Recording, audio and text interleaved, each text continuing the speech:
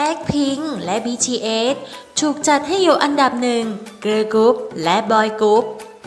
ที่สร้างชื่อเสียงให้กับประเทศเกาหลีใต้ โดยการจัดอันดับนี้นะคะก็เป็นช่องของ Mnet ที่เป็นรายการจัดอันดับหัวข้อต่างๆเกี่ยวกับวงการบันเทิงเกาหลี ซึ่งหัวข้อสัปดาห์นี้นะคะก็คือท็อป 7 ของ Girl Group และ Boy Group ที่ทำให้เกาหลีใต้โดดเด่นซึ่งที่หนึ่งก็คือ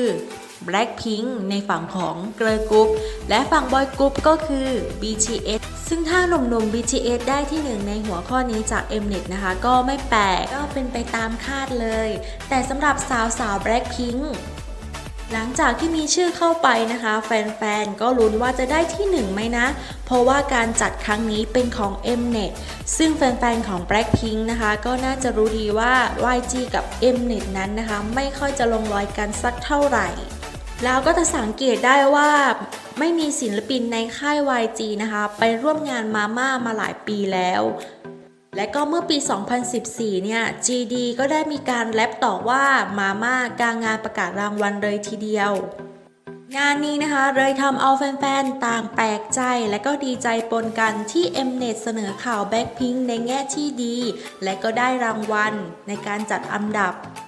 โดยการนำเสนอของ Mnet นะคะก็ได้มีการพูดถึง Blackpink ว่าเป็นเกิร์ลกรุ๊ปที่มีค่าเหมือนเพชรทั้งยอดวิวและก็ยอดติดตามใน YouTube นั้นสูงมากๆ Blackpink นั้นนะคะดังไปไกลถึงอเมริกาและก็ยังได้ไปออกรายการทีวีของอเมริกาอีกหลายรายการทั้งไปให้สัมภาษณ์และก็แสดงในรายการต่างๆของอเมริกามียอดเพลงที่ติดบิลบอร์ดและที่สำคัญได้ไปร่วมงานเทศกาลดนตรีโคเชล่า 2019 อีกด้วยซึ่งเทศกาลดนตรีโคเชล่านะคะก็มีแต่นักร้องดังๆเข้าร่วมแสดงในเทศกาลนี้อาทิอารีนาการเดย์และก็มีเวิร์ทัวร์อีกหลายๆประเทศทั่วโลกและนอกจากนี้คนดังๆฝั่งตะวันตกยังชื่นชอบ Blackpink และชอบผลงานรวมถึงแนวเพลงและก็ยังสนิทกับ Blackpink อีกด้วยสังเกตยอดผู้ติดตามหรือคนดังๆที่ได้มาติดตาม IG ของช่อง Blackpink Official และก็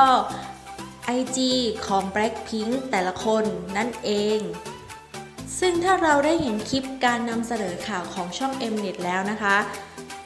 ขนาดพิธีกรที่ได้เห็นการนำเสนอก็ยังอึ้งกันเลยทีเดียวกับผลงานและความดังของ Blackpink ที่ดังออกไปไกลจากเกาหลีมากรวมถึงแฟนๆและก็ชาวเน็ตด้วยที่เห็นการนำเสนอข่าวของ Mnet แบบนี้ก็ได้มีการแสดงความคิดเห็นออกมาต่างๆนานาอาทิเช่นมันต้องมีอะไรมากกว่านี้นี่ยังนำเสนอไม่หมดเลยแต่ถึงยังไงได้ที่หนึ่งของ Mnet ฉันก็ประหลาดใจจังพวกเธอทำงานอย่างหนักอย่าพูดอะไรที่ทำร้ายพวกเธอนะเด็กสาวทั้ง4คนเข้มแข็งมากเคารพพวกเธอด้วยฉันคาดหวังว่า Blackpink จะก้าวไปไกลมากขึ้นอะไรเนี่ยฉันได้ดู Blackpink ในช่องของ Mnetคำพูดนี้มาจาก Mnet หรอเกิดอะไรขึ้นมันเป็นการประเมินที่ยุติธรรมยังไงซะฉันก็ขอบคุณ Blackpink จะแสดงให้คุณเห็นอีกมาก Mnet ขอบคุณมากนะ Blackpink ทำได้ดีอยู่แล้วคัมแบ็กมาทำลายกำแพงกันเถอะ Blackpink ยังมีอีกมากมายที่ยังไม่ได้แสดงออกมาฉันตั้งตารอเลยถึงมีเพียงไม่กี่เพลงแต่ฉันชอบทุกเพลงดังนั้นแม้ว่าฉันจะไม่ใช่แฟนคลับฉันก็จะฟังเพลงและวิดีโอบนสเตจมาดูนี่ก็เป็นส่วนหนึ่งของคอมเมนต์จากชาวเน็ตต่างๆนานาที่แอดนำมาพูดให้ฟังนะคะ